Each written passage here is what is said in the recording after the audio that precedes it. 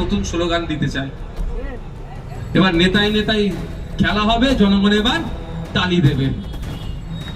খারাপ হবে নাকি? এতদিন তো জনগণকে লড়িয়ে দিয়েছেন আপনি, এবার একটু নেতারা মারপিট করুক, জনগণ একটু দেখুক গ্যালারিতে বসে।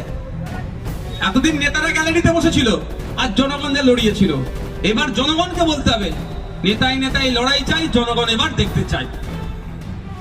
দেখবেন সব মারপিট বন্ধ হয়ে যাবে, আর মারপিট হবে না। তখন কত ভালো ভালো ভাষা বলবে। এই আপনাদের এমএলএর নাম কি? নারায়ণ গোস্বামী। নওশাদ আমার ভাই, ওর সাথে মারপিট করা যাবে না। পার্থ ঘোষ পাক্তভূমি অমুক শুভেন্দু অধিকারী আমার দাদা, মারপিট করা যাবে না। নেতা নেতা মারপিট করবে না। মারপিট করছে কারা? যারা ছটে বসে আছেন, যাদের দিন গেলে 300 টাকা ইনকাম করতে গেলে জিপ বাড়িয়ে যাচ্ছে, তারা মারপিট করছেন।